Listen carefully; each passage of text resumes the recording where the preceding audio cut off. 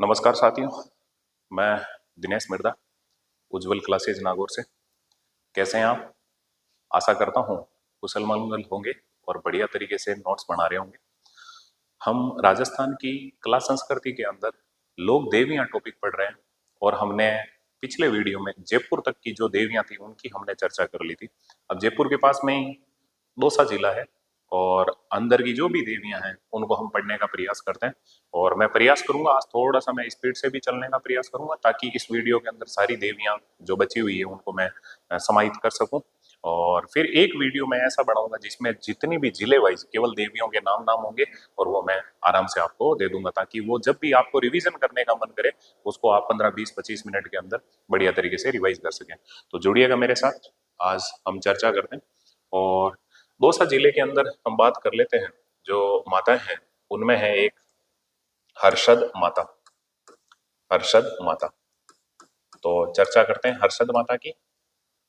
ये हर्षद माता वही अपना तो पैटर्न सेम ही, अन्य नाम।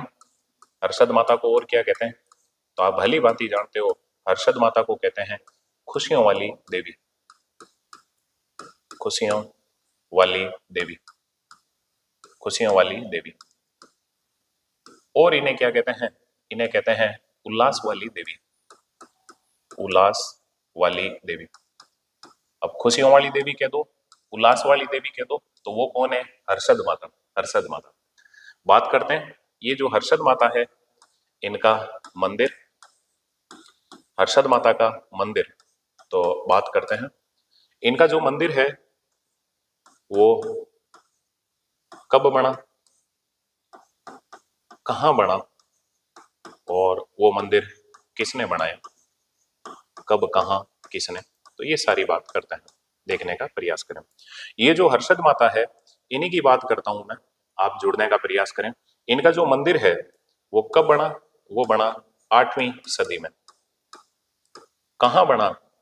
पहले कहां की बजाय मैं किसने पहले लिख दूं और कहां से पॉइंट निकल जाएंगे कुछ। कब ये मंदिर किसने बनाया? तो ये मंदिर बनाया राजा चंद ने या राजा चांद ने।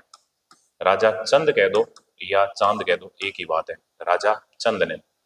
तो ये मंदिर है, हर्षद माता का मंदिर है। ये प्रतिहार वंश का एक राजा था जिसका नाम था चंद, उसी राजा चंद ने ये मंदिर बनाया। और ये मंदिर बनाया तो ये कहाँ बनाया, तो हम बात कर लेते हैं ये मंदिर कहाँ पे है। तो ये है आभानेरी। और ये जो आभानेरी जगह है ये कहाँ पड़ती है? तो आप जानते हो आभानेरी जगह पड़ती है दौसा। दौसा जिले के अंदर एक जगह है आभानेरी। आभानेरी के अंदर राजा चंद ने ये मंदिर बनाया है। अब आपको पता होना चाहिए ये जो मंदिर बना है तो ये मंदिर कौन सी शैली में बना है? तो ये मंदिर बना है महामारू शैली। महामारू शैली, महामारू शैली के अंदर बना हुआ ये मंदिर है आभानेरी दौसा में। कब, किसने, कहा और किस शैली में मंदिर बना हुआ है? तो ये जो हर्षद माता है इस देवी की हम बात कर लेते हैं। और इसकी कोई विशेष बात है क्या? विशेष, तो अभी हम बात करते हैं।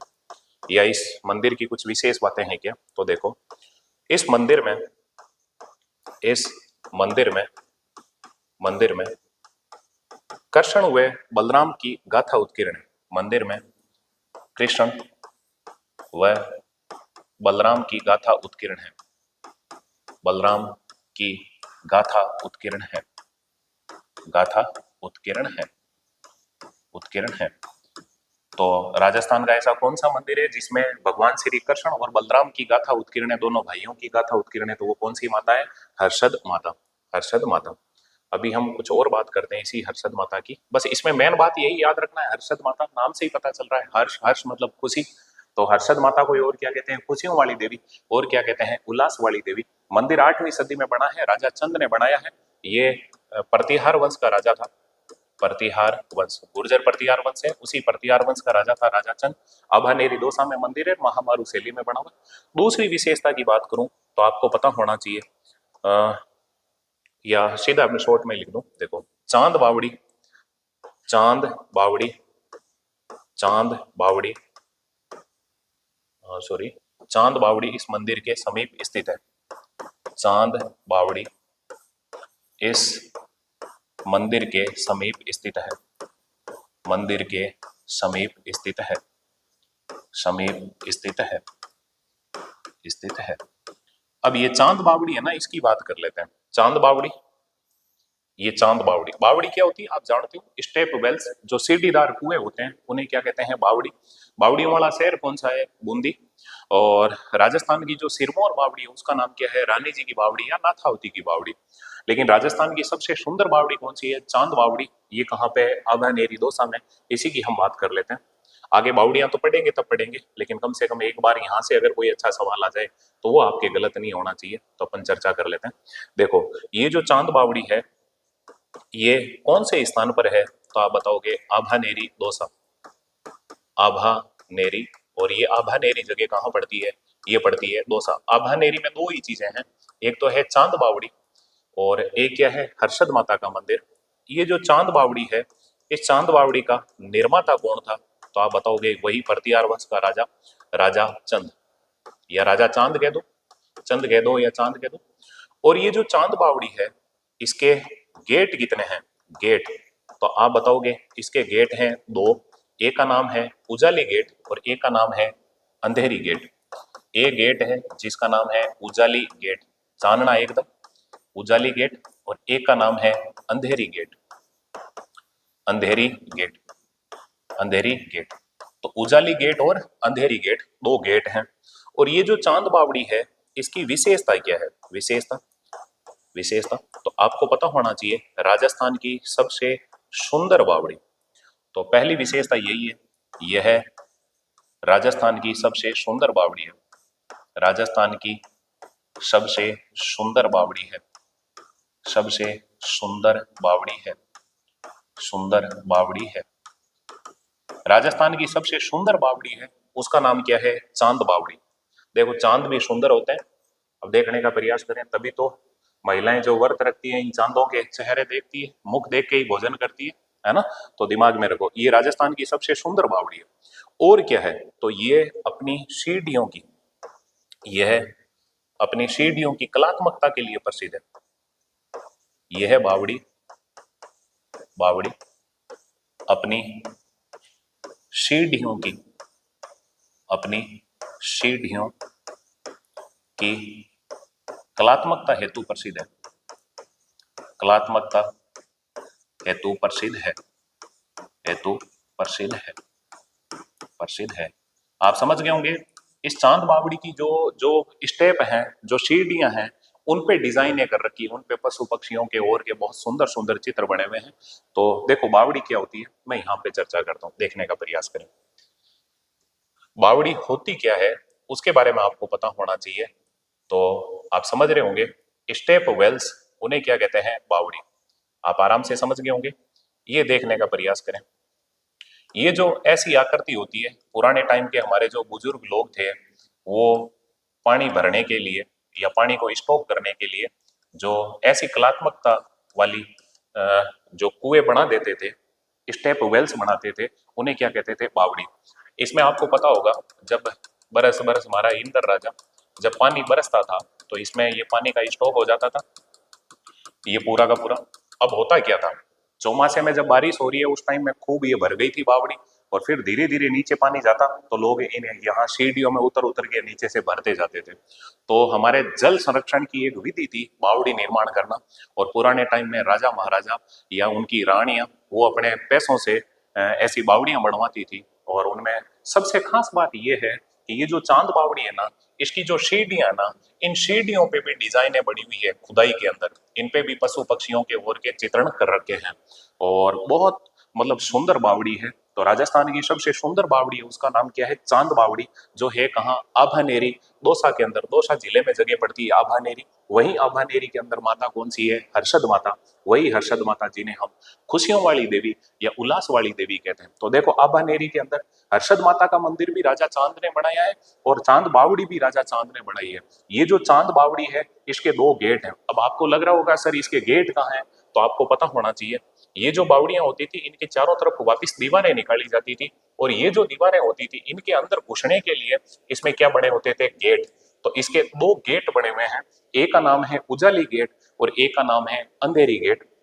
और राजस्थान की सबसे सुंदर बावड़ी कौन सी है, तो आप आराम से बता सकते हो चांद बावड़ी। और अपने सीढ़ियों की कलात्मकता के लिए जो इनकी सीढ़ियां बनी हुई है उन पे डिजाइने बनाने के लिए जो प्रसिद्ध बावड़ी है उसका नाम भी क्या है, चांद बावड़ी। आराम से मेरे हिसाब से याद रह जाएगा। तो ये कुछ हमने ऐसे ही चर्चा कर ली, थोड़ा सा दिमाग में आ जाएगा चाहे आपके, इसीलिए। तो अभी हम जो भी पढ़ रहे हैं उसमें हमने देखा है, देखो हम देवियां पढ़ रहे हैं और अभी हमने एक देवी को पढ़ा है जिनका नाम क्या है, हर्षद माता। हर्षद माता, खुशियों वाली देवी। आपके घर में भी ये माता खुशियां लाए, ऐसी मैं कामना करता हूँ।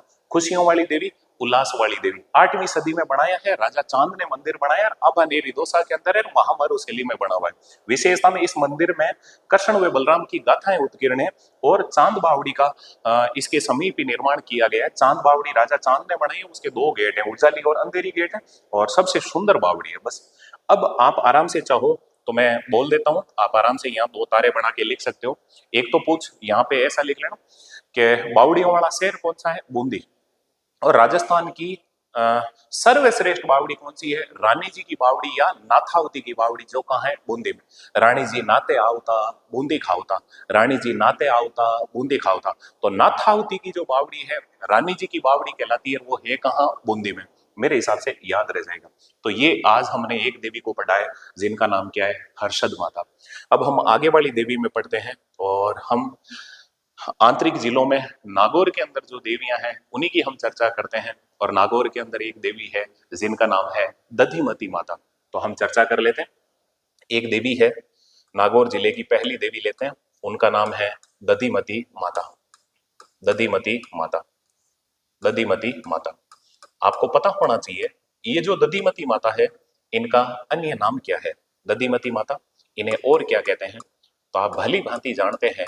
ये जो दधिमती माता है इन्हें कहते हैं जिप्सम वाली देवी, खड्डी वाली देवी, जिप्सम वाली देवी, जिप्सम वाली देवी, जिप्सम वाली देवी। तो जिप्सम वाली देवी कौन है, दधिमती माता।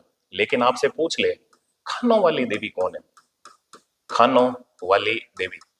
तो आप भली भांति जानते हैं, आप अगर पिछले वीडियो देख रहे हैं तो हमने ये पढ़ा भी है और आप जानते हो खानों वाली देवी कौन है, जावर माता। जावर माता, आराम से याद रह जाएगा। ये जो दधिमती माता है इन्हें क्या कहते हैं, जिप्सम वाली देवी।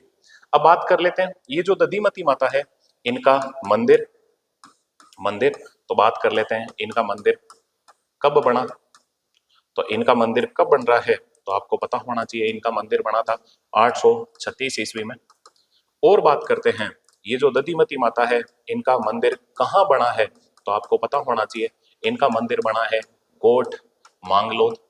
और ये गोठ मांगलोद जगह कहाँ पड़ती है, ये जायल के पास है। और जायल तहसील के अंदर ही आ जाता है। और जायल कहाँ है, नागौर में। तो आपको आराम से याद रह जाएगा दधिमती माता का मंदिर कब बना, 836 ईस्वी में। कहाँ बना, गोठ मांगलोद जायल में। और ये मंदिर किसने बनाया, किसने, तो आपको पता होना चाहिए ये मंदिर बनाया है गुर्जर प्रतिहार राजा, गुर्जर प्रतिहार, गुर्जर प्रतिहारों ने, गुर्जर प्रतिहार राजा भोजदेव ने, राजा भोजदेव ने, भोजदेव ने, भोजदेव ने। गुर्जर प्रतिहार वंश का एक राजा था भोजदेव, उसने ये मंदिर बनाया है। और ये जो मंदिर है ये मंदिर कहलाता है, ये मंदिर क्या कहलाता है, कहलाता है, तो आपको पता होना चाहिए इस मंदिर को कहते हैं कपाल पीठ। तो ये मंदिर क्या कहलाता है, कपाल पीठ, कपाल पीठ। अब आपसे पूछ ले राजस्थान की वह कौन सी देवी है जिसका मंदिर कपाल पीठ कहलाता है, तो वो कौन सी देवी है, दधिमती माता। और ये जो मंदिर बना है ये कौन सी शैली में बना है, तो ये बना हुआ है महामारू शैली में, महामारू शैली में, महामारू शैली में, महामारू शैली में। आपको दिमाग में रह जाएगा। तो अभी हम पढ़ रहे हैं दधिमती माता, अन्य नाम क्या है, जिप्सम वाली देवी। तो खानों वाली देवी कौन है, झावर माता। दधिमती माता का मंदिर मेन ये याद रखना है, मंदिर है कहाँ, गोठ मांगलोद। और गोठ मांगलोद नागौर में पड़ता है। जाइल याद रह जाए तो अच्छी बात है, नहीं रह जाए तो कोई दिक्कत नहीं। अब बात करते हैं ये जो दधिमती माता है, इन्हीं दधिमती माता की मैं बात कर लेता हूं और देखने का प्रयास करें। दधिमती माता मंदिर हो गया, मंदिर के बाद में हम देख लेते हैं इस मंदिर में पूजा। तो आपको पता होना चाहिए, देखो इस मंदिर को क्या कहते हैं, कपाल पीठ। क्यों कहते हैं, तो इसमें पूजा ही किसकी होती है, तो माता जी के कपाल और घुटने की, माता जी के कपाल, कपाल मतलब आप समझ गए होंगे खोपड़ी, कपाल और घुटने की, और घुटने की, घुटने की। तो दिमाग में रखना, इस मंदिर में माता जी के कपाल और घुटने की पूजा होती है। कपाल की पूजा होने के कारण ही दधिमती माता का मंदिर है क्या कहलाता है, कपाल पीठ कहलाता है। और पूजा के बाद में जो मेला भरेगा वो तो नवरात्रों में मेला तो भरेगा ही भरेगा। जितनी भी देवियां ज्यादातर उनके जो मेले भरते हैं वो कब भरते हैं, नवरात्रों में, नवरात्रों में। तो दधिमती माता का भी मेला कब भरेगा, नवरात्रों में। लेकिन याद क्या रखना है, दधिमती माता कुल देवी किसकी है, कुल देवी। तो आपको पता होना चाहिए, दे से दधिमती माता और दे से हो जाएंगे दादिच, दादिच कह दो या दाई मां ब्राह्मण कह दो, दादिच ओब्लिक दाई मां ब्राह्मणों की, दाई मां ब्राह्मणों की, ब्राह्मणों की। दादी चिया दाई मां ब्राह्मणों की जो कुल देवी है वो कौन है, दधिमती माता। इन ब्राह्मणों की और जो कुल देवियां हैं मैं वही नोट में लिखाने का प्रयास करता हूं। देखो आपके कुछ कंसेप्ट क्लियर करता हूं, आपसे पूछ ले। देखो ब्राह्मणों में भी अलग अलग होती है ब्राह्मण, एक तो हो गए दादीच ब्राह्मण, दे से दादीच और दे से दधिमती माता। लेकिन आपसे पूछ ले, गौड़ ब्राह्मणों की कुल देवी, गौड़ ब्राह्मणों की कुल देवी, गौड़ ब्राह्मणों की कुल देवी, ऐसे जितने भी ब्राह्मण है मैं बात कर लेता हूं। तो गौड़ ब्राह्मणों की जो कुल देवी है उनका नाम क्या है, धोलागढ़ देवी, धोलागढ़ देवी, धोलागढ़ देवी। घोड़ कैसे होते हैं, एकदम दौड़े, ऐसे याद रख लें। घोड़ ब्राह्मणों की कुल देवी है धोलागढ़ देवी। ऐसे ही मैं बात कर लेता हूं, कल्ला ब्राह्मणों की कुल देवी, कल्ला ब्राह्मणों की कुल देवी, कल्ला ब्राह्मणों की कुल देवी। तो कल्ला जाति के जो ब्राह्मण है उनकी कुल देवी कौन है, तो उनका नाम है लटियाल माता, लटियाल माता। ये जो लटियाल माता है, इनका खेजड़े के वृक्ष के नीचे थान होने के कारण इन्हें कहते हैं खेजड़ बेरी राय भवानी। और लटियाल माता का मंदिर कहाँ है, फड़ोदी के अंदर, आगे हम पढ़ेंगे वैसे भी। और ब्राह्मणों में मैं बात कर लेता हूँ, गौड़ हो गए, कल्ला ब्राह्मण हो गए, इसके अलावा बात कर लेते हैं पुष्करणा ब्राह्मण, पुष्करणा ब्राह्मण। तो पुष्करणा ब्राह्मणों की जो कुल देवी है वो कौन है, पुष्करणा ब्राह्मणों की कुल देवी। ये मैं पीछे पढ़ी हुई देवियां ही वापिस बता रहा हूँ, यहाँ पे आपको थोड़ा सा दिमाग में रखना, जिनकी हमने बातें कर रखी है लेकिन मैं एक साथ ब्राह्मण ब्राह्मण की जो कुल देवियां एक जगह लिखा रहा हूँ। तो पुष्करणा ब्राह्मणों की जो कुल देवी है उनका नाम क्या है, ऊंटाला माता, ऊंटाला माता। आपने पढ़ा था वल्लभनगर उदयपुर में मंदिर है, देवी किस पे सवार है, ऊंट पे, इसी कारण इन्हें क्या कहते हैं, ऊंटाला माता। मेरे हिसाब से याद रह जाएगा। ये हम अभी दधिमती माता की बात कर रहे थे और ये हमने दधिमती माता के मंदिर से जुड़ी हुई कुछ बातें देखी है। वापस देखो, दधिमती माता का अन्य नाम क्या है, जिप्सम वाली देवी। मंदिर कहाँ पे है, गोठ मांगड़ोद नागौर में। और क्या कहलाता है, कपाल पीठ। और पूजा किसकी होती है, माता जी के कपाल की और घुटने की, इसी वजह से इस मंदिर को कहते हैं कपाल पीठ। और मेले जितनी भी देवियां ज्यादातर नवरात्रों में मेले भरते हैं। और ये कुल देवी किसकी है, दादीच या दाई मां ब्राह्मणों की। तो बाकी वाले ब्राह्मणों की भी हमने कुल देवियां देखने का प्रयास किया। घोड़ ब्राह्मणों की धोलागढ़ देवी, कल्ला ब्राह्मणों की लटियाल माता, पुष्करणा ब्राह्मणों की ऊंटाला माता। मेरे हिसाब से दिमाग में रह जाएगा। इसके अलावा अगर मैं बात करूं तो इस देवी की कुछ विशेषता की बात कर लेता हूं। तो मेरे हिसाब से देख लेते हैं अपन विशेषता, विशेषता या इस देवी की कोई विशेष बात। तो सुनो, विशेष बात क्या है, एक तो याद रखना, देवी ने विकटासुर नामक राक्षस का वध किया। देवी ने विकटासुर नामक राक्षस का वध किया, विकटासुर नामक राक्षस का वध किया, नामक राक्षस का वध किया, राक्षस का वध किया, वध किया। इस क्षेत्र में विकटासुर नामक राक्षस रहता था, उसका वध किया था दधिमती माता ने। तो विकटासुर नामक राक्षस का वध करने वाली देवी कौन है, दधिमती माता। मेरे हिसाब से दिमाग में रह जाएगा। एक दो बातें और कर लेते हैं इसी देवी की, तो देखने का प्रयास करें। एक याद रखना, मेवाड़ के महाराणा, मेवाड़ के महाराणा स्वरूप सिंह, मेवाड़ के महाराणा स्वरूप सिंह, मेवाड़ के महाराणा स्वरूप सिंह, स्वरूप सिंह, स्वरूप सिंह 1857 की क्रांति के समय जो मेवाड़ के महाराणा थे उनका नाम क्या था, स्वरूप सिंह। तो मेवाड़ के जो महाराणा है स्वरूप सिंह, वो इस देवी के भक्त थे। महाराणा स्वरूप सिंह इनके भक्त थे, इनके भक्त थे, भक्त थे। देखो, मेवाड़ के महाराणा जो स्वरूप सिंह थे वो दधिमती माता के ही भक्त थे। और एक विशेषता की हम बात कर लेते हैं दधिमती माता की, तो देखने का प्रयास करें। सुने, इस मंदिर को इस मंदिर को मंदिर को अद्धरथंबा महल, इस मंदिर को अद्धरथंबा महल, अद्धरथंबा महल भी कहते हैं। अद्धरथंबा महल भी कहते हैं। मैं अलग पन्ना नहीं लेना चाहता, इसीलिए मैं इसको छोटा छोटा यहीं लिख रहा हूं। थोड़ा सा आपको हमने पहले तो बड़ा रखा ही था, अब छोटा मैंने जानबूझ के किया। आपको मैं वापस बोल के बता दूंगा, आराम से याद हो जाएगा। अब देखो, अद्धरथंबा महल क्यों कहते हैं? कहते हैं कि इस देवी का जो आगे का खुला प्रांगण है, मंदिर के आगे का जो बरामदा है, उसमें एक खंबा लगा हुआ है। वो जमीन से पूरा का पूरा, नीचे कहीं टच नहीं है जमीन के, जमीन से अदर है। और उसी खंबे पे पूरी की पूरी छत टिकी हुई है। पुराने टाइम वाले बुजुर्ग लोग तो ये कहते थे कि ये जो देवी का खंबा है, जैसे जैसे जमीन के टच होता जाएगा वैसे वैसे कलयुग बढ़ता जाएगा, और जिस दिन ये जमीन के पूरा टच हो जाएगा उस दिन कहते हैं कि ये जो पूरी धरती है यहाँ परले आ जाएगा। खैर जो भी हो, और बुजुर्ग लोग ये भी कहते हैं कि ये खंबा पहले बहुत ऊंचा था और इसके नीचे से लेट के आदमी निकल जाता था, लेकिन अब इतना गैप नहीं बचा, अब गैप कम ही बचा है, तो समझ लो परले होने वाला है। खैर जो भी हो, ऊपर वाले ने जैसा जो लिखा है वैसा होता जाएगा, अपन क्यों टेंशन लें। तो अद्धरथंबा महल किसे कहते हैं? तो आप बता सकते हो दधिमती माता का मंदिर। लेकिन अब मेरे से रहा नहीं जाएगा, यही मैं नोट में लिख देता हूं। देखो, आपसे पूछ ले एक थंबा महल, एक थंबा महल, तो एक थंबा महल कहाँ है? आप भली भांति जानते हो एक थंबा महल कहाँ है? जोधपुर में। जोधपुर में एक थंबा महल पूछ ले तो वो कहाँ होगा? जोधपुर में। लेकिन आपसे पूछ ले एक थंबिया महल, एक थंबिया महल, एक थंबिया महल, थोड़ा सा ही अंतर है, शब्द का ही अंतर है बस, और कुछ नहीं है। देखो, एक थंबा जोधपुर में, एक थंबिया एक तरह से कहें तो मारवाड़ी का शब्द है, क्षेत्रीय शब्द है। और क्षेत्र वाला शब्द कहां पे लिया जा रहा है? डूंगरों में। तो दिमाग में रख लो, एक थंबिया महल कहां पे है? यह है डूंगरपुर। डूंगरपुर, तो डूंगरपुर के अंदर है एक थंबिया महल। मेरे हिसाब से दिमाग में रह जाएगा। देखो, वापिस अपन चर्चा करते हैं। दधिमती माता, इन्हें क्या कहते हैं? जिप्सम वाली देवी। तो खानों वाली देवी कौन थी? तो आप भली बात बता सकते हो, झावर माता।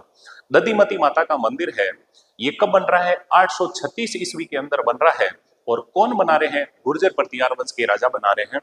और ये मंदिर कहाँ पे बन रहा है? ये बन रहा है कोट मांगड़ो, जाइल के पास में ही पड़ता है, नागौर में पड़ता है। और इस मंदिर को क्या कहते हैं? इस मंदिर को कहते हैं कपाल पीठ। ये किस शैली में बना हुआ है? महामारू शैली में बना हुआ है। और बात करें तो इस मंदिर में देवी की जो पूजा होती है वो किसकी होती है? कपाल की। और किसकी होती है? घुटने की। देवी की कपाल की पूजा होने के कारण इसे क्या कहते हैं? कपाल पीठ।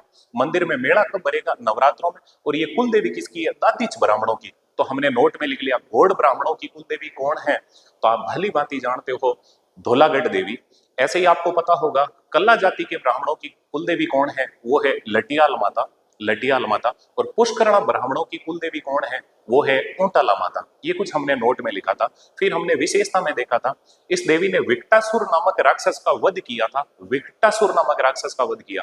और 1857 की क्रांति में जो मेवाड़ के महाराणा थे स्वरूप सिंह, वो इस देवी को बहुत मानते थे, बहुत पूजते थे। और इस देवी का जो मंदिर है वो क्या कहलाता है? अद्धरथंबा महल कहलाता है। तो एक थंबा महल कहाँ है? जोधपुर में। और एक थंबिया महल कहाँ है? डूंगरपुर में। ये अभी हमने दोस्तों चर्चा की है। और ये माता कौन सी है? दधिमती माता। तो नागौर जिले की हम माताएं पढ़ रहे हैं, और उसमें नागौर जिले की एक माता पढ़ी हमने, जिनका नाम क्या है? दधिमती माता। अगले पन्ने में ले लेते हैं। और अब हम देखते हैं एक देवी नागौर जिले में और है, और जिनका नाम क्या है? तो उनका नाम है ब्राह्मणी माता। ब्राह्मणी माता। देखो, एक तो हमने पढ़ी थी सोरसेन 12 में, वो ब्राह्मणी माता अलग थी। ये ब्राह्मणी माता अलग है। थोड़ा सा देखने का प्रयास करें। ये जो ब्राह्मणी माता है, इनका अन्य नाम, अभी मैं जो भी ब्राह्मणी माता है वो मैं आराम से लिख दूंगा, आप चिंता मत करें। यहाँ पे जो ब्राह्मणी माता है इसे क्या कहते हैं? इसे कहते हैं वर माया माता। वर माया माता। तो नागौर में जो ब्राह्मणी माता है उसे क्या कहते हैं? वर माया माता। ये जो नागौर में ब्राह्मणी माता है, मैं बात कर लेता हूं। देखो, ब्राह्मणी माता का मंदिर, तो आप आराम से बता सकते हो ये मंदिर कौन से स्थान पर है? तो आप बताओगे नागौर में। नागौर के अंदर है ये ब्राह्मणी माता। इसके अलावा ये जो मंदिर है ये कहलाता है, कहलाता है, ये मंदिर क्या कहलाता है तो आपको पता होगा, ये मंदिर कहलाता है योगिनी मंदिर। योगिनी मंदिर, योगिनी मंदिर, दिमाग में रखना। ब्राह्मणी माता को ही कहते हैं वर माया माता। इनका मंदिर कहाँ पे है? नागौर में। और ये क्या कहलाता है? योगिनी मंदिर। अब मैं बात करता हूं इस मंदिर में प्रतिमाएं, इस मंदिर में प्रतिमाएं, तो आप बताओगे इस मंदिर में प्रतिमाएं कितनी है? दो। एक तो है ब्राह्मणी माता की, ब्राह्मणी माता की, ब्राह्मणी माता। और ये जो ब्राह्मणी माता है ये है शाकाहारी, शाकाहारी, शाकाहारी। इनके सात्विक भोग लगता है। और इसी के अंदर एक प्रतिमा है, और वो कौन सी प्रतिमा है? वो है कालिका माता, कालिका माता। और ये जो कालिका माता है ये है मांसाहारी, मांसाहारी। बस, तो इस मंदिर में दो प्रतिमाएं हैं, एक तो ब्राह्मणी माता की है और एक कालिका माता की है। ब्राह्मणी माता तो है शाकाहारी और कालिका माता है मांसाहारी। इसी ब्राह्मणी माता की हम बात कर रहे हैं, तो मेरे हिसाब से दिमाग में रह जाएगा। अब मैं दो नोट लिख देता हूं। देखो, एक हमने पढ़ी थी ब्राह्मणी माता, और ये जो ब्राह्मणी माता थी ना, इसी को कहते हैं श्री यादे माता, श्री यादे, श्री यादे माता, सॉरी, श्री यादे माता। और ये ब्राह्मणी माता या श्री यादे माता का जो मंदिर था ये कहाँ पे था? ये था सोरसेन। और सोरसेन जगह आप जानते हो कहाँ पे थी? बारां में। तो एक तो ये हो गई ब्राह्मणी माता, सोरसेन बारां वाली, जिनके पीठ का श्रृंगार होता है, पीठ की पूजा होती है। और यहाँ आप जानते हो मेला भरता है माघ शुक्ल सप्तमी को, और किसका भरता है? ओडी का, दुनिया की सबसे महंगी फोर व्हीलर गाड़ी ओडी। पिछले वीडियो में देख लेना मैंने ओडी किसको कहा है, आप समझ जाओगे। और देखने का प्रयास करें। यहाँ पे मैं बात कर लेता हूँ, एक ब्राह्मणी माता और है, और वो जो ब्राह्मणी माता है उनका मंदिर कहाँ है? तो एक ब्राह्मणी माता का मंदिर है, वो है पल्लू। और पल्लू जगह कहाँ पड़ती है? हनुमानगढ़ में। पल्लू, हनुमानगढ़, हनुमानगढ़। देखो, हम नागौर में दूसरी देवी पढ़ चुके हैं। एक तो हमने पढ़ा है दधिमती माता, जिनका मंदिर था कोट मांगलोद में, नागौर में। एक है ब्राह्मणी माता, जिन्हें वरमाया माता भी कहते हैं, नागौर में मंदिर है। मंदिर क्या कहलाता है? योगिनी मंदिर, योगिनी मंदिर। कपालपीठ मंदिर कौन सा कहलाता है? दधिमती माता का मंदिर, जो कोट मांगलोद के अंदर है। तो ये हो गई ब्राह्मणी माता, मेरे हिसाब से दिमाग में रह जाएगा। ऐसे ही मैं चर्चा कर लेता हूँ, नागौर की देवियां पढ़ रहे हैं तो इन्हीं में हम एक देवी और ले लेते हैं। मैं इसको छोटा कर देता हूँ, देखने का प्रयास करें। तो नागौर के अंदर ही एक देवी लेते हैं, और वो देवी कौन है? तो देखो, उस देवी का नाम है भंवाड़ माता, भंवाड़ माता। आपको आराम से याद रह जाएगा, भंवाड़ माता। देखो, ये जो भंवाड़ माता है, इनकी बात करता हूं, भंवाड़ माता का मंदिर, तो आप आराम से बता सकते हो। इनका मंदिर पड़ता है भंवाड़ गांव, देवी के नाम से उस गांव का नाम क्या है? भंवाड़ गांव। और ये भंवाड़ गांव कहाँ पड़ता है? ये पड़ता है मेड़ता के पास। और मेड़ता आप जानते हो कहाँ है? नागौर में। तो मेड़ता नागौर में भंवाड़ माता का मंदिर है। और यहाँ पे चढ़ावा, तो आप बता दोगे, मन्नत पूरी होने पे लोग हैं यहाँ पे 2.5 प्याला शराब चढ़ाते हैं, 2.5 प्याला शराब का, 2.5 प्याला शराब का, 2.5 प्याला शराब का। जब हमारे सीआर साहब आरपीएससी के चेयरमैन थे, उस टाइम में इधर नागौर के आसपास के क्षेत्र के खूब क्वेश्चन आते थे, और उनमें आपको पता होगा ये भी खूब क्वेश्चन एग्जाम में पूछा हुआ है। भंवाड़ माता का मंदिर 2.5 प्याला शराब का किस देवी के चढ़ता है? तो वो कौन है? भंवाड़ माता। मेरे हिसाब से याद रह जाएगा। तो देखो, नागौर की एक देवी पड़ी है दधिमती माता, एक है ब्राह्मणी माता, एक कौन सी है? भंवाड़ माता। ऐसे ही नागौर के अंदर और जो माता हैं, मैं उनकी बात कर लेता हूँ। अब नागौर से आपको पता होगा एक नया जिला बन गया है, और वो जो नया जिला बना है उसका नाम क्या है? तो आप भली भांति जानते हो, वो जो जिला बना है उसका नाम क्या है? डीडवाना कुचामन, डीडवाना कुचामन। तो मैं चर्चा कर लेता हूँ, हल्का सा देखें। और देख लेते हैं, एक माता है पाडा माता, देखने का प्रयास करें। मैं यहाँ पे ले लेता हूँ, 1 नंबर में लिख देता हूँ वापिस। ये है पाडा माता, पाडा माता। अपने तो कोई जाडा बेडा आदमी होता उसको कहते हैं पाडा माता। इस पाडा माता का अन्य नाम, पाडा माता को और क्या कहते हैं? अन्य नाम, तो आप भली भांति जानते हो, इसे कहते हैं शारकी देवी, शारकी देवी। और ये जो पाडा माता है, इनका मंदिर कहाँ है? तो पाडा माता का मंदिर कहाँ पे है? तो इनका मंदिर है डीडवाना, डीडवाना। बस, और डीडवाना आप जानते हो एक नया जिला बन गया है, डीडवाना कुचामन। तो यहाँ पे कौन सी माता हो जाएगी? पाडा माता, मेरे हिसाब से याद रह जाएगा। इसके अलावा मैं बात करता हूँ, एक माता है केवाई माता, केवाई माता। तो डीडवाना कुचामन की माताएं पढ़ रहे हैं। तो देखो, एक तो हो गई पाडा माता, एक है केवाई माता। मैं बात कर लेता हूं, ये जो केवाई माता है, इनका मंदिर, तो इनका मंदिर कहां पे है? तो इनका मंदिर है किनसरिया गांव, किनसरिया गांव। और ये जो किनसरिया गांव है, ये किनसरिया गांव कहां पे है? तो आप भली भांति जानते हो, ये पड़ता है परबतसर के पास, परबतसर। और ये परबतसर है, ये खुद कहां पड़ता है? मैं शॉर्ट में लिख दूं, डीके, डीडवाना कुचामन में। तो ये थी भाई केवाई माता, मेरे हिसाब से दिमाग में रह जाएगा। मंदिर को मैं ऐसे लिख देता हूं, चलो।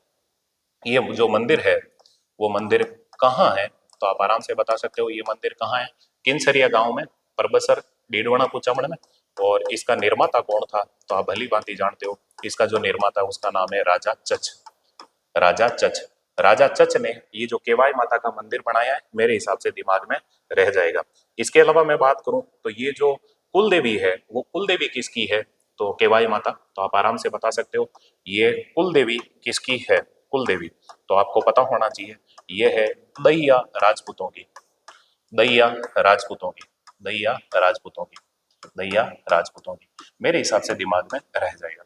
तो देखो, नागौर के अंदर हमने 3 माताएं पढ़ी है, और वो 3 माताएं कौन सी है? एक तो है दधिमती माता, एक है ब्राह्मणी माता, एक है भवाण माता। तो ये रही ब्राह्मणी माता, ये रही भवाण माता, और पिछले पन्ने में हमने पढ़ा था दधिमती माता। दधिमती माता का तो मंदिर था गोट मांगलोद में, ब्राह्मणी माता का मेन नागौर में, और भवाण माता का मंदिर है भवाण मेड़ता नागौर में। फिर इसी नागौर से एक नया जिला बना है जिसका नाम है डीडवाना कुचामन। तो उसमें देखो, डीडवाना कुचामन में पाडा माता, जिसको सारकी देवी भी कहते हैं, इसका मंदिर कहाँ है? मेन डीडवाना शहर में। एक केवाई माता किनसरिया गांव परबसर में है। डीडवाना कुचामन जो जिला बना है, उसी के अंदर परबसर आ गया है, और निर्माता राजा चचे। याद रह जाए तो अच्छी बात है, नहीं रहे तो कोई दिक्कत नहीं। केवाई माता कहाँ है? बस इतना सा याद रख लेना, किनसरिया गांव, डीडवाना कुचामन में। कुल देवी किसकी है? दैया राजपूतों की।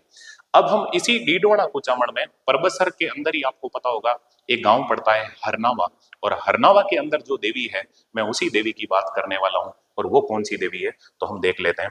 आपने नाम सुना होगा रानाबाई, रानाबाई जो कंवारी सती हुई थी, मैं उन्हीं रानाबाई की चर्चा करता हूं, तो जुड़ने का प्रयास करें। तो इसी डीडवाना कुचामन में देखो, हमने 2 देवियां पढ़ ली है, और इसी डीडवाना कुचामन की हम तीसरी देवी लेते हैं, और वो जो तीसरी देवी है, उनका नाम क्या है? रानाबाई, रानाबाई। जुड़ने का प्रयास करें, रानाबाई की हम चर्चा करते हैं। देखिएगा, ये रानाबाई है, तो इनका देख लेते हैं अन्य नाम। अन्य नाम इन्हें क्या कहते हैं? तो आप जानते हो, इन्हें कहते हैं राजस्थान की दूसरी मीरा। तो राजस्थान की मीरा कौन है? तो राजस्थान की मीरा तो आप समझ गए होंगे, मीरा बाई है। इन्हें कहते हैं राजस्थान की दूसरी मीरा। तो अन्य नाम में हम लिख लेते हैं राजस्थान की दूसरी मीरा, राजस्थान की दूसरी मीरा।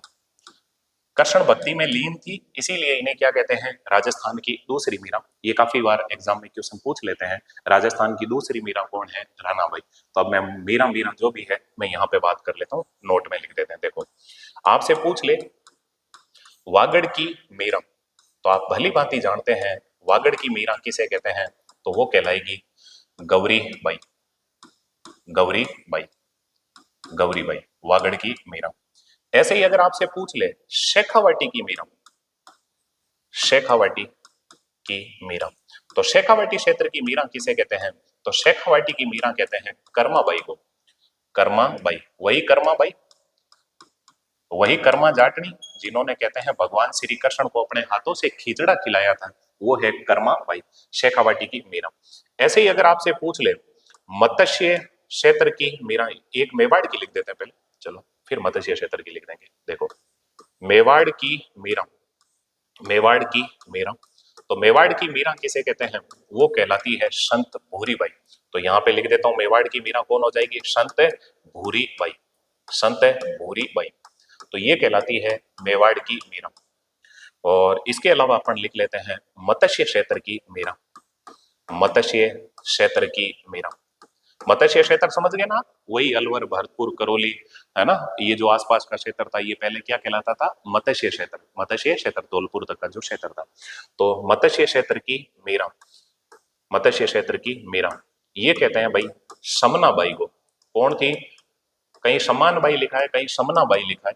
तो देखो, समना ओब्लिक सम्मान बाई, सम्मान बाई, समानबाई, समनाबाई या समानबाई। बस अब एग्जामिनर को बोलो तेरी इच्छा हो जो मीरा पूछ, ले पूछ, ले पूछ, है ना, ले नाच, ले नाच। तो देखो राजस्थान की दूसरी मीरा कौन है? रानाबाई। तो वागड़ की मीरा कौन है? गौरीबाई। ये तो अभी सीईटी में पूछा भी था। तो शेखावाटी की मीरा कौन है? कर्माबाई। मेवाड़ की मीरा कौन है? संत भूरीबाई। और मत्स्य क्षेत्र की मीरा कौन है? समनाबाई या सम्मानबाई। मेरे हिसाब से दिमाग में रह जाएगा। ये जो रानाबाई है हम बात कर लेते हैं इनका जन्म। देखो रानाबाई का जन्म, तो रानाबाई का जन्म कब हो रहा है? तो इनका जन्म हो रहा है वैशाख शुक्ल तृतीया को।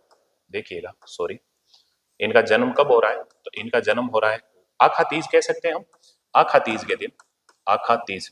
और ये आखा तीज कब आती है? तो आप जानते हो वैशाख का महीना है, चांदने पखवाड़ी की तीज, वैशाख शुक्ल तृतीया। वैशाख शुक्ल तृतीया को आती है आखा तीज। आखा तीज के दिन रानाबाई का जन्म हुआ। ये तो एक तरह से अवतारित नारी है।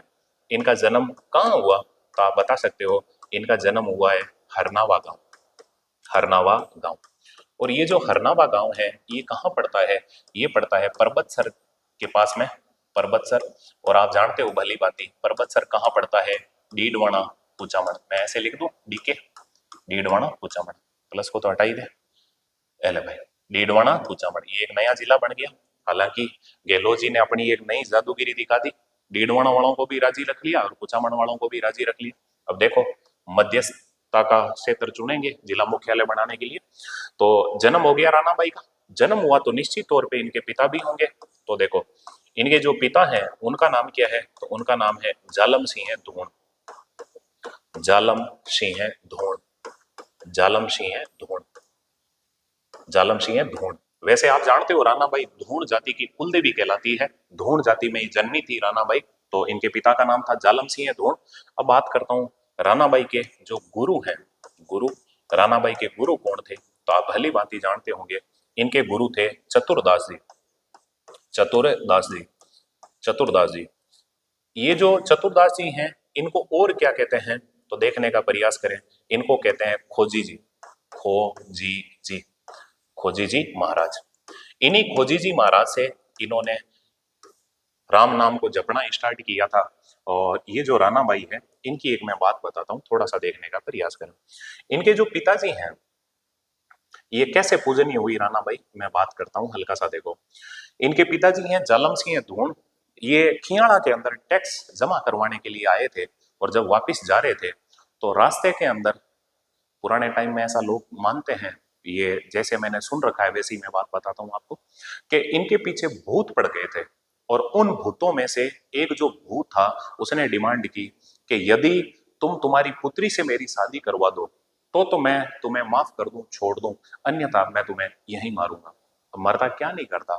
और कहते हैं कि जालम सिंह धूण ने कहा बिल्कुल मैं तैयार हूं, मैं एग्री हूं और मेरी बेटी की शादी आपसे करवा दूंगा। सारे के सारे भूत हैं वो बतूलिया बन के और इनके पीछे पीछे चलते गए। जैसे ही ये हरनावा गांव में पहुंचे, इसकी बात पहले से ही रानाबाई को चल गई थी और रानाबाई ने अपना देवीय रूप दिखा के और उन भूतों का उद्धार किया और उस आसपास के क्षेत्र को भूत प्रेत आत्माओं से मुक्त किया। और कहते हैं आज भी उस क्षेत्र के अंदर ये भतूलिये वतूलिये नहीं आते। ये रानाबाई का एक चमत्कार था, एक करिश्मा था। खैर जो भी हो, बहुत सारी इनसे जुड़ी हुई बातें हैं। अब सारी बातें तो अपन कर नहीं सकते क्योंकि वो बातें तो एग्जाम में आएगी नहीं। और अपने जो फैक्ट हैं वो यही है। रानाबाई को क्या कहते हैं? राजस्थान की दूसरी मीरा। तो ये जो बाकी की मीरा है इनको भी याद रख लो आराम से। देखो वागड़ की मीरा गौरीबाई, शेखावाटी की मीरा कर्माबाई, मेवाड़ की मीरा भूरीबाई और मत्स्य क्षेत्र की मीरा समना या सम्मान बाई। और बाकी ये जन्म वनम वाला रीता नहीं पूछते, इतना ही दिमाग में रख लेना। रानाबाई का जो मंदिर है अभी हम बात करने वाले हैं कहाँ पे क्या है, गुरु हो गया। इसके बाद में मैं बात कर लेता हूँ रानाबाई की। तो देखो रानाबाई ने क्या ले ली है? समाधि। तो रानाबाई ने जो समाधि ली है वो कब ली है? तो आपको पता होना चाहिए रानाबाई ने समाधि कब ले ली। तो इन्होंने समाधि ली थी फाल्गुन शुक्ल तेरस। रानाबाई ने जो समाधि ली थी वो कब ली थी? इन्होंने समाधि ली है फाल्गुन शुक्ल तेरस। फागण के अंदर चांदने पखवाड़ी की जो तेरस है, वैसे तेरस रानाबाई का दिवस माना जाता है। और जो भी रानाबाई की रखते हैं वो सारे के सारे तेरस को माता जी के नाम से जावनी भी छोड़ते हैं और इनके भोग वगैरह भी लगाते हैं। और इन्होंने जो समाधि ली है, जीवित समाधि ली थी, और कहाँ ली थी, तो इन्होंने समाधि कहाँ ली है, तो इनका जन्म कहाँ हो रहा है आप आराम से बता सकते हो, देखो हरनावा गांव में। तो इन्होंने जो समाधि ली है वो कहाँ ली है, हरनावा गांव। और यही हरनावा गांव में इनका क्या बना हुआ है, मंदिर। बिल्कुल इनका जो समाधि स्थल है आज भी गारे से पीली से लीप के और रखते हैं, तो कच्चा समाधि स्थल होता है हरनावा गांव। और ये कहाँ पड़ता है, ये पड़ता है परबतसर। और परबतसर आप जानते हो कहाँ पे पड़ता है, डीडवाना कुचामन में, डीके लिखो, डीडवाना कुचामन। तो राणा बाई की हम चर्चा कर रहे हैं, एक दो बातें और देख लेते हैं राणा बाई की, हल्का सा जुड़ो। मेरे नजर में सबसे इंपॉर्टेंट सवाल यही है कि राणा बाई को क्या कहते हैं, राजस्थान की दूसरी मीरा। और बाकी ये मीरा वाले इंपॉर्टेंट आ जाते हैं। अब बात कर लेते हैं इन्हीं की। तो देखो मीराबाई की कुछ विशेष बात, विशेष बात में एक तो याद रखना, देखो एकमात्र महिला संत, एकमात्र महिला संत जो कुंवारी सती हुई, एकमात्र महिला संत, संत जो कुंवारी सती हुई, जो कुंवारी सती हुई, कुंवारी सती हुई, सती हुई, याद रखना एकमात्र महिला संत जो कुंवारी सती हुई वो कौन थी, रानाबाई। रानाबाई मेरे हिसाब से दिमाग में रह जाएगा। और एक विशेषता और लिख देता हूं, सुनो, इन्होंने जोधपुर के शासक, इन्होंने जोधपुर के महाराजा, जोधपुर के महाराजा अभय सिंह, जोधपुर के महाराजा अभय सिंह, महाराजा अभय सिंह की अहमदाबाद युद्ध में मदद की, अभय सिंह की अहमदाबाद युद्ध में मदद की, अहमदाबाद युद्ध में मदद की, युद्ध में मदद की, अहमदाबाद युद्ध में मदद की, मदद की।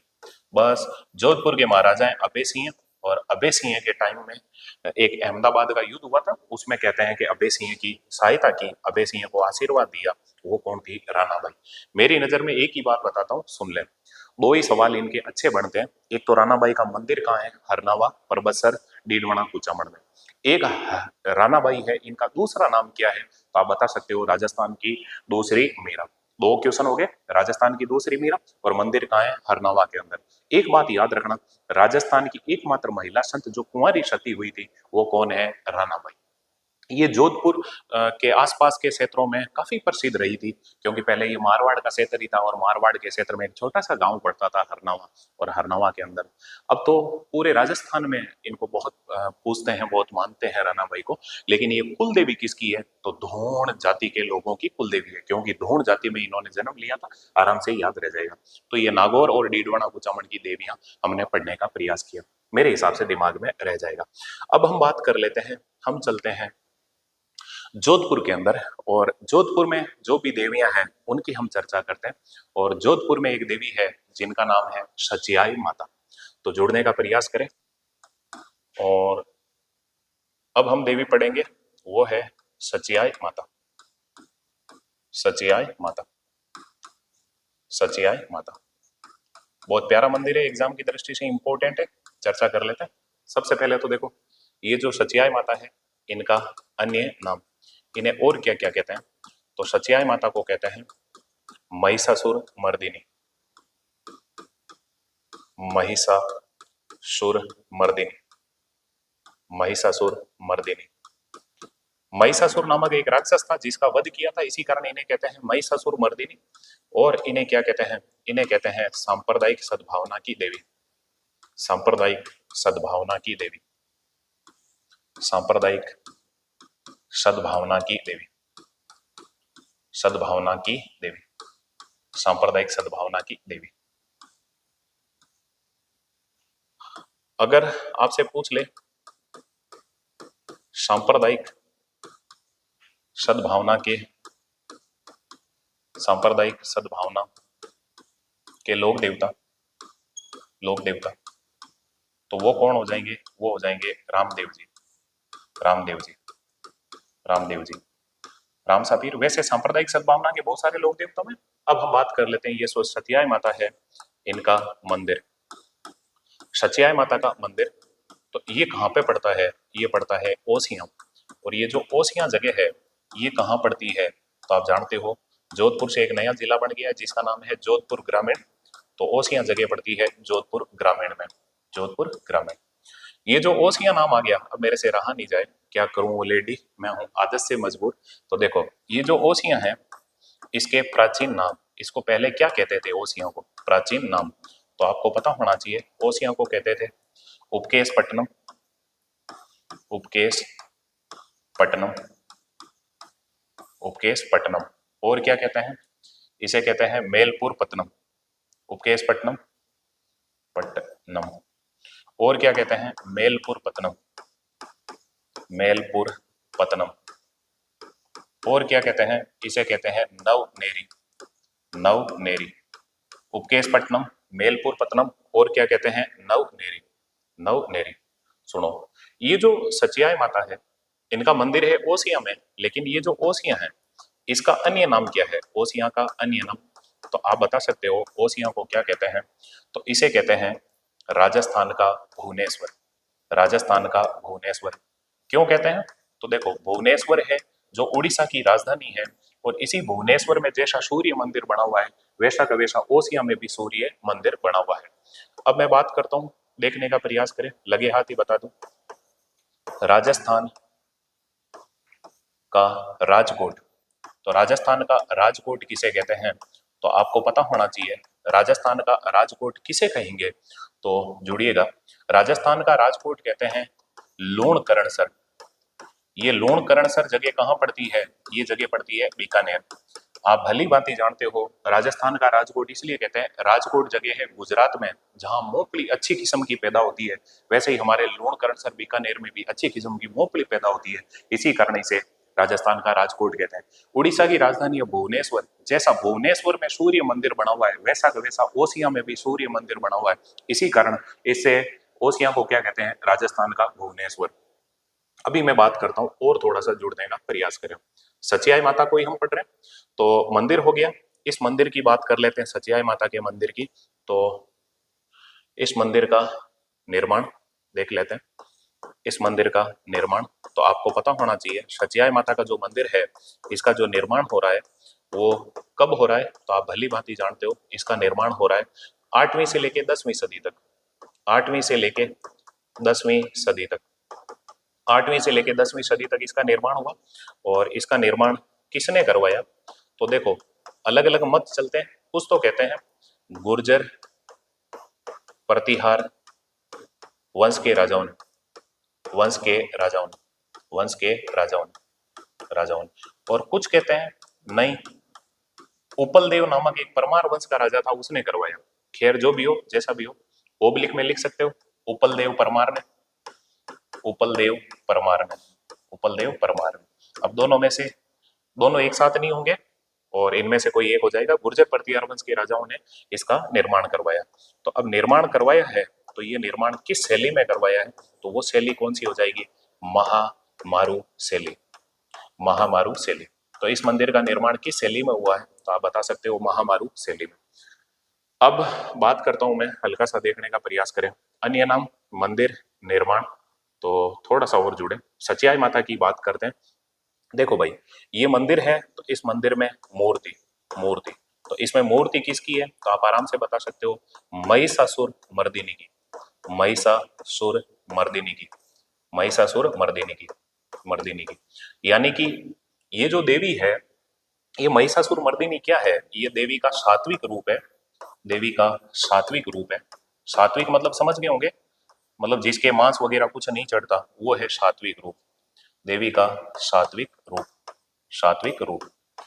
तो ये जो महिषासुर मर्दिनी है, इसमें आपने देखा होगा इनके मंदिर में मूर्ति मिलेगी, जो महिष नाम का एक असुर था, राक्षस था, उसका वध करते हुए ये मूर्ति मिलेगी, तो ये महिषासुर मर्दिनी की मूर्ति होगी। अब बात कर लेता हूं, मूर्ति तो हो ही गई, लेकिन ये कुल देवी किसकी है, सचियाई माता है, ये कुल देवी किसकी है, तो आप भली भांति जानते हो ये है ओस वालों की कुल देवी, ओस वालों की कुल देवी, ओस वालों की कुल देवी, ओस वालों की, मेरे हिसाब से दिमाग में रह जाएगा। ये जो सचियाई माता है, इन्हीं की हम बात करते हैं, देखने का प्रयास करें, हल्का सा जुड़े। चलो मैं अगला पेज ले लेता हूं, सचियाई माता का देखने का प्रयास करें। ये सचियाई माता का है, इसी मंदिर परिसर में अन्य मंदिर, मंदिर परिसर में अन्य मंदिर, परिसर में अन्य मंदिर, अन्य मंदिर। इस मंदिर परिसर में अन्य मंदिर कौन सा है, तो उसकी बात कर लेते हैं। अन्य मंदिर वो कौन सा है, तो आप बताओगे सूर्य मंदिर। कौन सा, तो सूर्य मंदिर, सूर्य मंदिर। और ये जो सूर्य मंदिर है ये किसकी तर्ज पर बना हुआ है, किसकी तर्ज पर, किसकी तर्ज पर, तो देखने का प्रयास करें किसकी तर्ज पर। तो ये जो सूर्य मंदिर है ये किसकी तर्ज पर बना हुआ है, तो आप बता सकते हो कोणार्क के सूर्य मंदिर की तर्ज पर। कोणार्क के सूर्य मंदिर, कोणार्क के सूर्य मंदिर। ये जो कोणार्क का सूर्य मंदिर है इसके बारे में आपको पता होना चाहिए, ये कौन से स्थान पर है। ये जो कोणार्क का सूर्य मंदिर है ना, ये है भुवनेश्वर। और ये भुवनेश्वर किसकी राजधानी है, उड़ीसा की। भुवनेश्वर उड़ीसा की राजधानी है। देखो जैसा का जैसा भुवनेश्वर के अंदर, उड़ीसा की राजधानी है भुवनेश्वर, उसमें जैसा सूर्य मंदिर बना हुआ है वैसा का वैसा ओसियां के अंदर सूर्य मंदिर बना हुआ है, उसी की तर्ज पर, मतलब एज इट इज वैसा का वैसा मंदिर बना हुआ है। इसी कारण आप जानते हो हमारे ओसियां को क्या कहते हैं, राजस्थान का भुवनेश्वर। थोड़ा सा देखने का प्रयास करें। अभी जो मैं बात कर रहा हूं मंदिर परिसर में अन्य मंदिर हो गए, आराम से याद रह जाएगा। और अब मैं कुछ विशेष बात कर लेता हूं इस देवी की, सचियाई माता की कुछ विशेष बात, तो आप देखने का प्रयास करें। एक तो देखेंगे तो यहाँ पे माता जी का आधा शरीर, माता जी का आधा शरीर, इस मंदिर में माता जी का आधा शरीर, आधा शरीर जमीन के अंदर है, जमीन के अंदर है, तथा आधा शरीर बाहर है, तथा आधा बाहर है, बाहर है, तथा माता जी का मुंह है टेढ़ा है। माता जी का आधा शरीर जमीन के अंदर वह आधा बाहर है, तथा माता जी का मुंह टेढ़ा है, माता जी का मुंह टेढ़ा है, मुंह टेढ़ा है, टेढ़ा है। आराम से याद रह जाएगा। ये कुछ हमने विशेष बात की है, और बाकी हमने सांप्रदायिक सद्भावना की देवी है ये तो हमने देख ही लिया, मेरे हिसाब से याद रह जाएगा। तो अभी हम जो माता पढ़ रहे हैं जोधपुर के अंदर, देखो हमने एक माता पढ़ी है जिनका नाम क्या है, सचियाई माता। जोधपुर ग्रामीण में ही है सचियाई माता। ऐसे ही हम बात कर लेते हैं और जो देवियां यहाँ पे है उनकी बात कर लेते हैं। जोधपुर ग्रामीण में एक माता है जिनका नाम है आई माता, आई माता, आई माता जोधपुर ग्रामीण में ही है। तो देखने का प्रयास करें। सबसे पहले तो आई माता की बात करते हैं। इनका जन्म, इनका जन्म हुआ अंबापुर। ये अंबापुर जगह कहाँ है, ये गुजरात में। गुजरात से हमारे मारवाड़ में आई, इसीलिए इनका नाम हो जाएगा आई माता। इनके बचपन का नाम, बचपन का नाम, आई माता के जो बचपन का नाम था वो क्या नाम था, तो इनका नाम था जीजाबाई, जीजाबाई। आई माता के बचपन का नाम क्या था, जीजाबाई। ये गुजरात से मारवाड़ में आई और इन्होंने अपना गुरु किसको बनाया, तो रामसा पीर को, रामदेव जी को। तो ये इनके जो गुरु हैं वो कौन है, रामदेव जी। यानी कि आई माता शिष्य किनकी बनी थी, रामदेव जी की। फिर मैं बात करता हूँ ये जो आई माता है इनका मंदिर, आई माता का मंदिर, तो देखने का प्रयास करें आई माता का मंदिर कहाँ है, तो आप आराम से बता सकते हो। इनका मंदिर पड़ता है बिलाड़ा, और ये बिलाड़ा जगह कहाँ पड़ती है, ये जगह पड़ती है जोधपुर ग्रामीण में, जोधपुर ग्रामीण में। तो जोधपुर ग्रामीण के अंदर बिलाड़ा जगह पड़ती है। इनका जो मंदिर है वो कहलाता है, इनका मंदिर क्या कहलाता है, तो आपको पता होना चाहिए इनका मंदिर कहलाता है दरगाह, दरगाह। तो इनका जो मंदिर है इस मंदिर में क्या होगा, पुजारी, और वो जो पुजारी होता है उसे क्या कहते हैं, दीवान। मंदिर तो कहलाता है दरगाह, दरगाह, और दरगाह के अंदर जो पुजारी होता है वो क्या कहलाता है, दीवान। और इस मंदिर की कोई विशेषता है क्या, तो बिल्कुल विशेषता है। और वो विशेषता क्या है, तो देखो इस मंदिर में दीपक की लौ से कैसे टपकती है, इस मंदिर में दीपक की लौ से कैसर टपकती है, लौ से कैसर टपकती है, कैसर टपकती है, टपकती है। आप सोचो देवी का करिश्मा ही है। मंदिर में दीपक की लौ से क्या टपकती है, कैसर, लौ से कैसर टपकती है। बस यहाँ जो एक दीपक है, जो दीपक जलता है उस दीपक की जो लौ है उस लौ से क्या टपकती है, कैसर। दिमाग में रख लेना, ये है आई माता। अभी बात करते हैं इनका जो समाधि है, आई माता की जो समाधि है उसे क्या कहते हैं? तो आई माता की समाधि को कहते हैं बढेर। क्या कहते हैं? बढेर। आई माता की समाधि को कहते हैं बढेर। और फिर बात कर लेता हूं, ये जो आई माता है ये कुल देवी किसकी है? तो आप भली भांति जानते हो, आई माता है वो शेरवी जाति के क्षत्रियों की कुल देवी है। शेरवी जाति के क्षत्रियों की, शेरवी जाति के क्षत्रियों की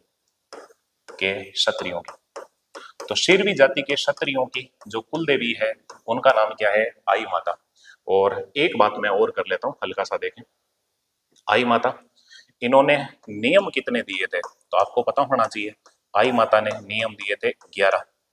तो इसी वजह से इनके जो भक्त होते हैं वो 11 गांठ वाला धागा बांधते हैं। तो देखो, भक्त इनके नाम का 11 गांठों वाला धागा बांधते हैं, गांठों वाला धागा बांधते हैं, धागा बांधते हैं।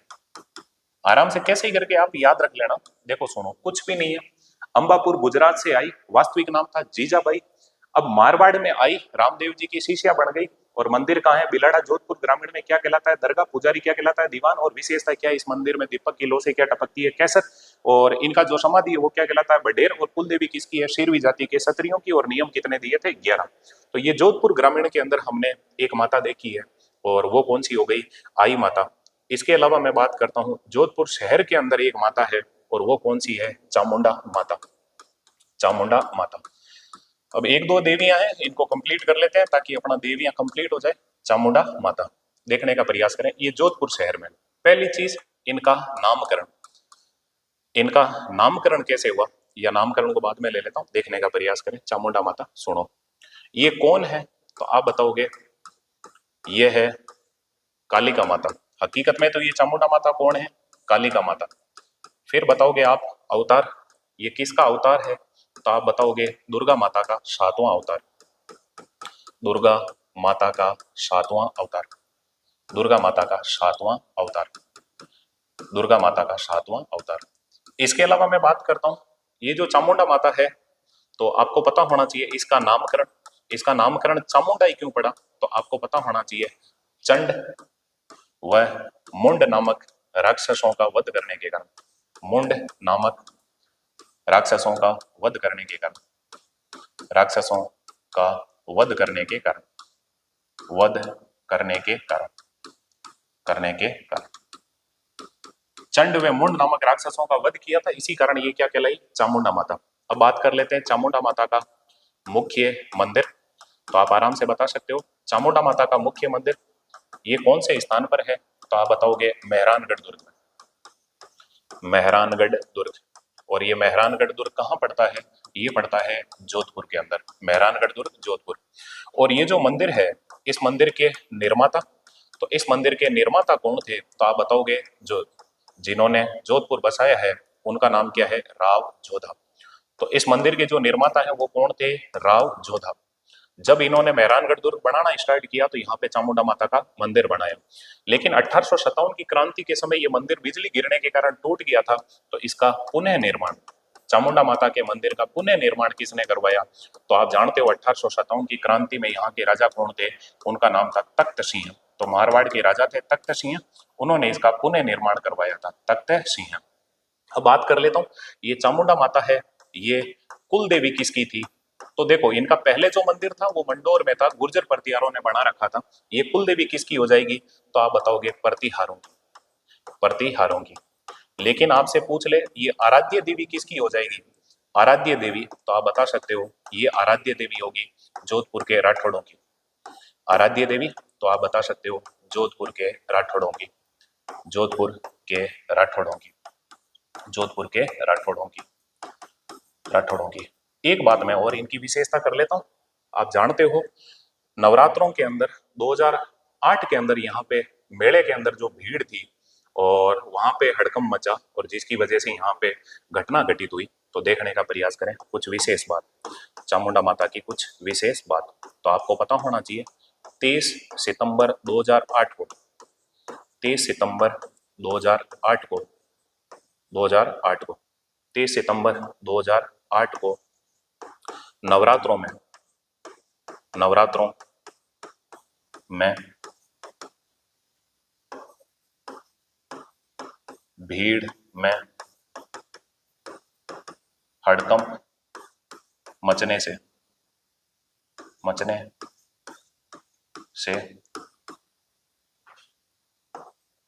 दीवार की मतलब दुर्ग की दीवार टूट गई थी। हड़कंप मचने से दीवार गिरने के कारण काफी लोगों की मृत्यु हुई। लगभग 250 प्लस थे। काफी लोगों की मृत्यु हुई जिसकी जांच हेतु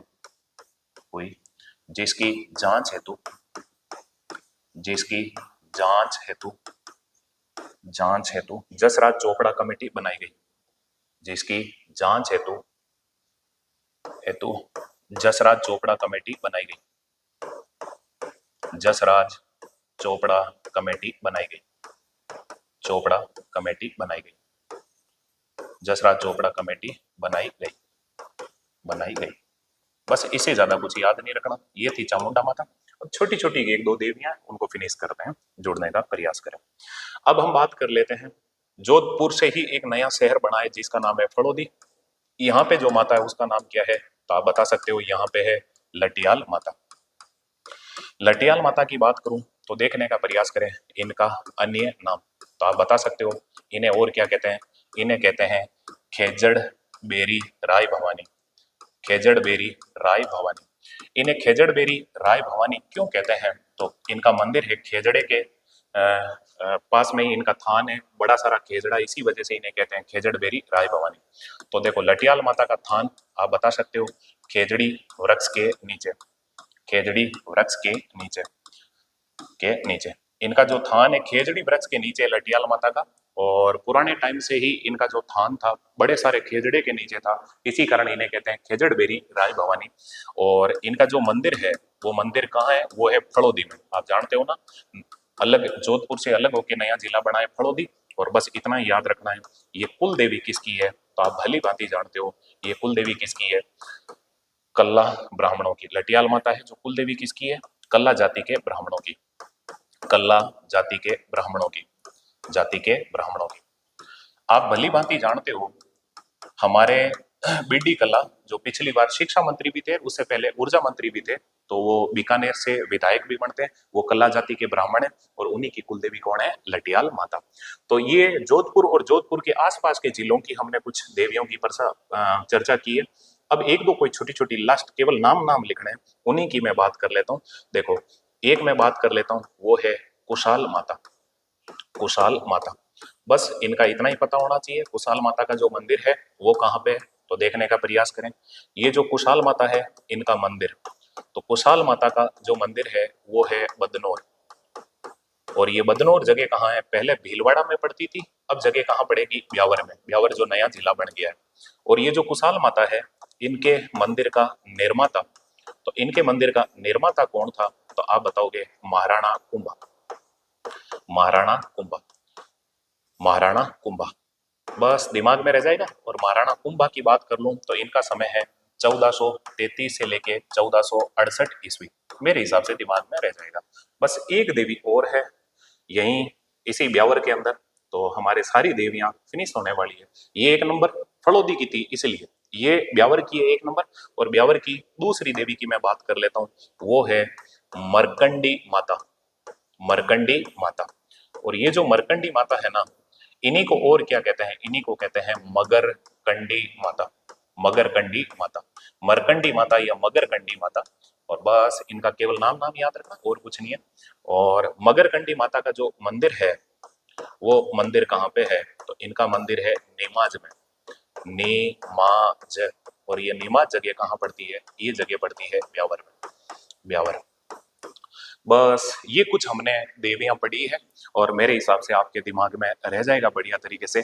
दोस्तों राजस्थान की जितनी इंपॉर्टेंट देवियां थी, जितना क्वेश्चन बन सकता है इन देवियों से वो सब हमने देवियां पढ़ी है, और मेरे हिसाब से आपको बढ़िया तरीके से आपने नोट्स बनाए होंगे व्यवस्थित तरीके से। और सबसे खास बात क्या थी हमारी देवियों की, हमने स्टार्ट की है बीकानेर से, ऐसे बाउंड्री बाउंड्री बाउंड्री बाउंड्री चलते गए, उनके पास पास के जिलों को लेते गए, फिर अंदर वाले जिलों में हम घूम चुके हैं।